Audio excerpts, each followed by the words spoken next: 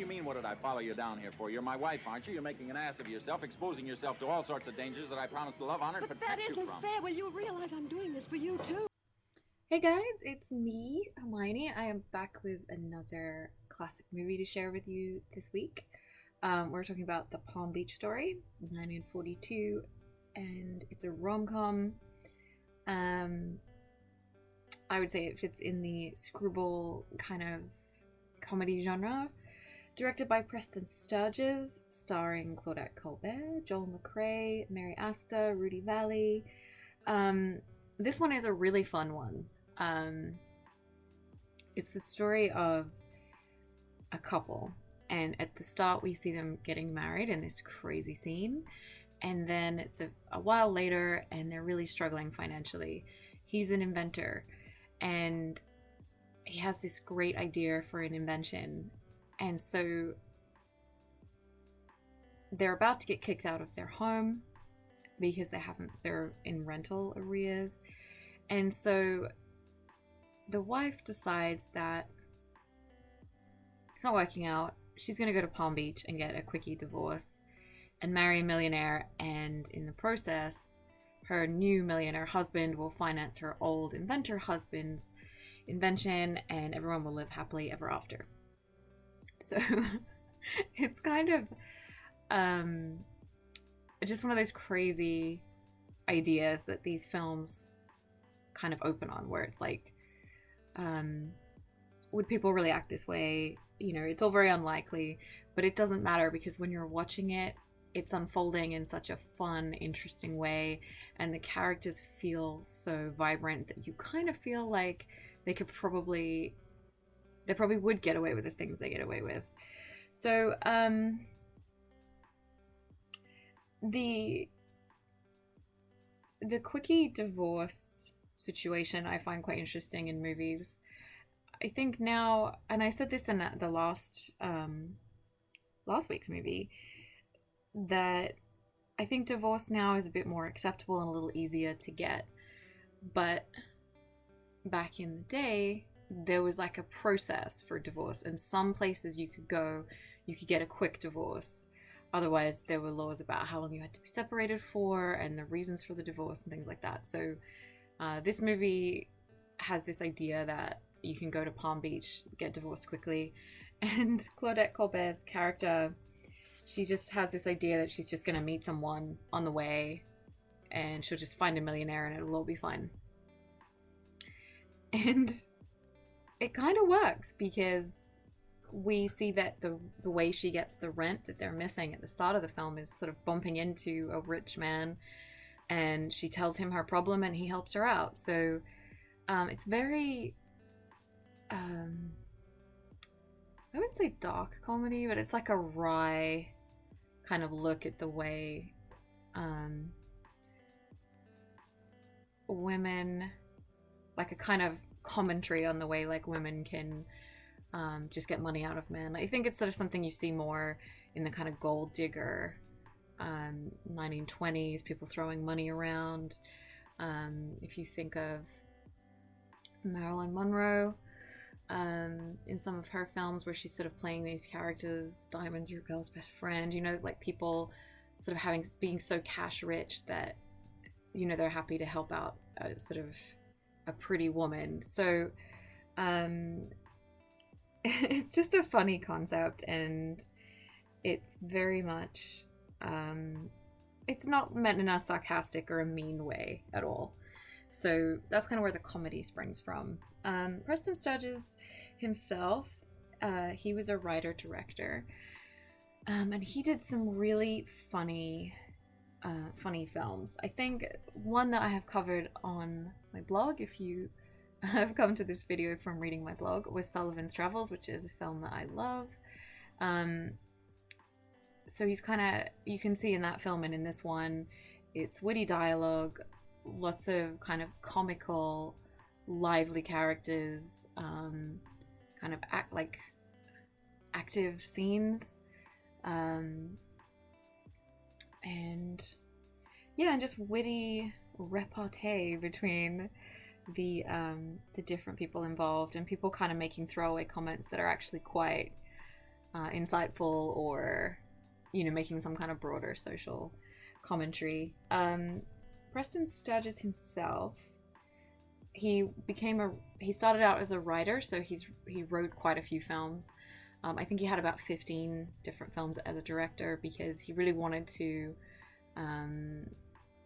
under the studio system, he didn't, as a writer, he would kind of give them the script and then somebody would go off and make it and change things, and he wanted a little bit more control and a little bit more, you know, able to achieve his vision as he kind of had it in the script. So that's how he ended up being a writer-director. He was married 4 times, which is kind of, he's just had like an interesting life, basically. In like 1920, he invented one of the first kiss-proof lipsticks. So he's sort of one of those people where you look at his life and there's just all these different things going on. He actually kind of fell out of favor around 1950 because a couple of his films were flops, and it became, he was rumored to be like an expensive director, you know, like spending a lot of money and being a perfectionist, but not necessarily making that money back for the studios. Which is a shame because I think the screwball style of comedy, of like witty dialogue and fast back and forth, and these kind of crazy situations and everything moving at a really sort of clipping pace, I think that kind of went out of fashion, and I think it's something that is a really fun genre. It's one of my favorite genres when I'm looking at classic movies. So yeah, talking about characters, Claudette Colbert, her character is she's very like, she just lands on her feet, and yet at the same time it's not as simple as she thinks. So she leaves the home, she gets in a cab, she doesn't have money, she convinces the cab driver to drive her to the station, even though she can't pay him, and then she manages to get on this train that's going to take her to Palm Beach, even though she doesn't have a ticket, and she kind of is just, I guess it's like a personal challenge to herself, like, can I make it there without any money, you know? And so on the train, there's a really funny scene where she's just trying to get some sleep, but she's sort of fallen in with this group of people. They're like a hunting club. I didn't make a note of what they call themselves, but they seem fine, and then they start drinking, and then she's sort of trying to get away from them, and she meets up with a guy called Hackensacker. His name's like J.D. Hackensacker III, and he's like just the richest guy, and he sees that she's kind of struggling, and he takes her under his wing, and she's like, great, this is my millionaire. And that character Hackensacker, Sturges kind of saw himself in this character, he's a very idiosyncratic character, and kind of like from old money, but sort of eccentric. So that's kind of an interesting thing to maybe look out for as you're watching it, that there's that connection there. There's also the Weenie King, scenes where Joel McCrea, as Claudette Colbert's husband, is like chasing after her to try and stop her, and then he has to pose as her brother. There's some hilarious dialogue where Hackensacker's sister, which is played by Mary Astor, has this kind of running joke about her like frequent marriages. And you don't marry somebody you just met the day before, at least I don't. But that's the only way, dear. If you get to know too much about them, you never marry them. She has like a European boyfriend along, and she's sort of just really careless about it. So there's lots of like fun things, people thrown in the mix. It's definitely not like realistic situations, but just really fun. I think it's sort of something later on where you just think, wow, that was just insane. But when you're watching it, it all flows, it all makes sense. One thing with Sturges films as well is that often the lead female character is quite a strong personality, and she sort of gets her comeuppance, but she's like the driving force, often the smartest person in the room. So that's kind of a little tidbit for you there. The other thing that might interest you is Mary Astor. So she's the one that plays the wealthy man's very wealthy sister. So Mary Astor is actually, she's in The Maltese Falcon, which is a favorite film of mine. She has a kind of, I think she has a very like aristocratic face compared to Claudette Colbert, who has a much more Betty Boop kind of, not comical, like they're both really beautiful but in a very different way. I think Mary Astor feels a little more distant or a little more unattainable in some way. But Mary Astor herself was famous in the 30s because she was divorcing. I think it's funny because I always say like, well, you know, divorce was different back then, but every 5 minutes famous people were divorcing each other. But this case was really famous because she was trying to get custody of the child from the marriage, and so the husband managed to find her diary, and there was a lot of scandalous material in the diary about co-stars I think she'd slept with or different things, and so it was literally read out in the courtroom. It was pasted all over the newspapers. Like, he really tried to destroy her reputation and career in the process of this custody battle. So it's just an interesting side note. I find that kind of stuff really interesting. And I think I feel very sorry for Mary Astor because that seems like something we see more nowadays with like people being outed on social media or like feuds and things, or you know, that kind of thing. But it's certainly not a new concept of like publicly shaming people in like some kind of media. So thankfully it didn't kill her career. She went on to be in Maltese Falcon, as I mentioned, and this film, which she's really good in. So yeah.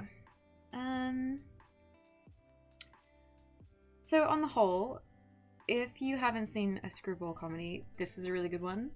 I think there's some really funny, like, weird twists in it.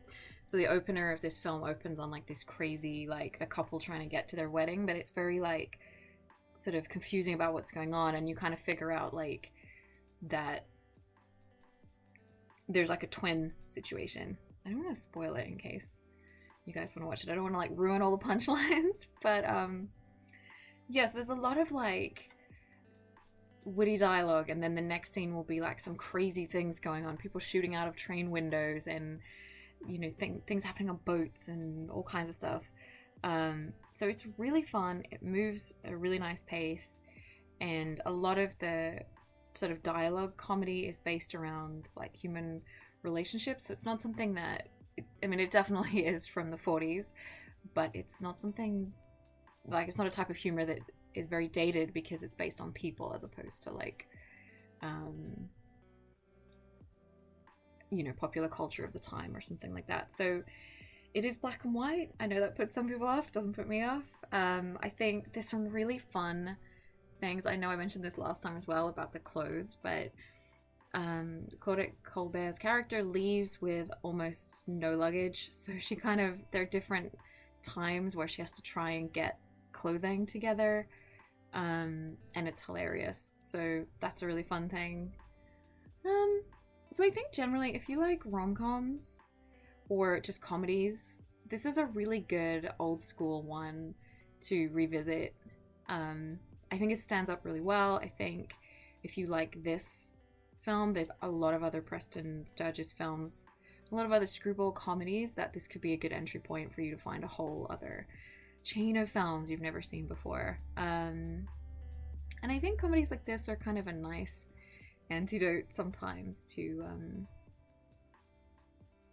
you know, modern times. There are times when like living in your day-to-day life can feel a little intense, so I think these are great movies. So Palm Beach Story is definitely one that I would recommend checking out if you have not seen it. And